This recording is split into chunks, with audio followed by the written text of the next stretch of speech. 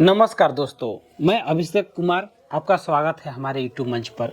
आज हम बात करने वाले हैं एक ऐसे कोर्स की जो आने वाले समय में मेडिकल और साइंस फील्ड में सबसे ज़्यादा मांग होने वाली है, जिसका नाम है बीएससी बायोटेक्नोलॉजी। दोस्तों, अगर आप साइंस पसंद करते हैं, रिसर्च में दिलचस्पी रखते हैं, बीमारियों और दवाइयों पर काम करना चाहते हैं, प्लांट, एनिमल और माइक्रोबियल साइंस में रुचि रखते हैं, तो बायोटेक्नोलॉजी आपके लिए बेहतर ऑप्शन हो सकता है। तो चलिए बीएससी बायोटेक्नोलॉजी को शुरुआत से अंत तक समझते हैं। बायोटेक्नोलॉजी यानी कि बायोलॉजी प्लस टेक्नोलॉजी, यानी जीव विज्ञान और तकनीक को मिलाकर नई खोज करना, नई दवाइयाँ बनाना और वैक्सीन, खाद्य पदार्थ और मेडिकल उपचार विकसित करना ही इसका काम है।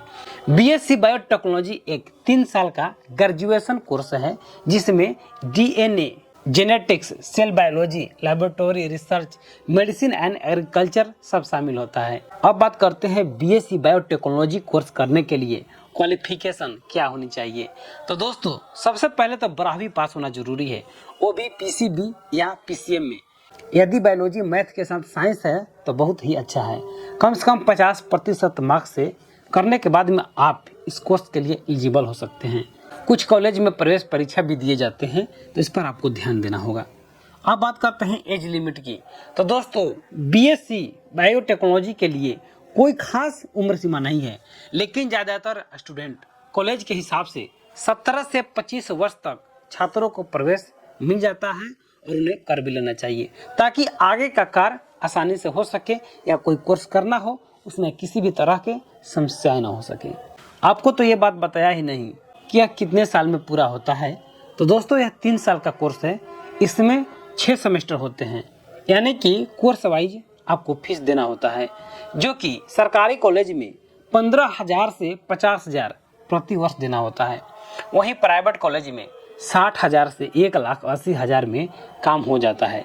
यदि 3 साल में लगभग 45,000 से 4,20,000 तक खर्च करते हैं, तो यह आपका कोर्स कंप्लीट हो जाएगा। कुछ बच्चे के दिमाग में होता है सिलेबस के ऊपर कि इसमें क्या पढ़ाया जाता है, आखिर कौन सा सब्जेक्ट पढ़ाया जाता है।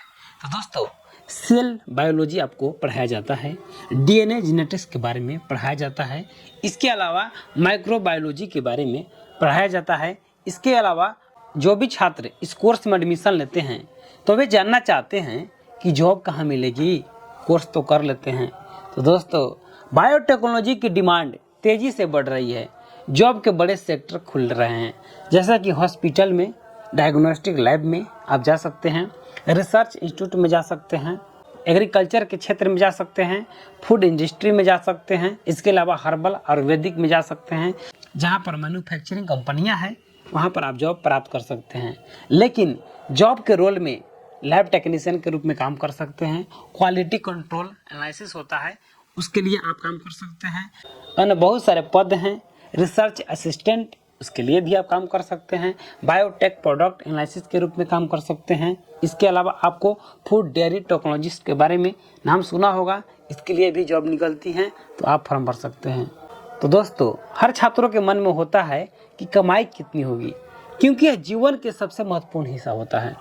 तो दोस्तों, यदि आप फ्रेशर हैं, कहीं भी काम नहीं किए हैं, कुछ भी नहीं जानते हैं, तो आपको 18,000 से 35,000 रुपये तक हर महीने मिलता है।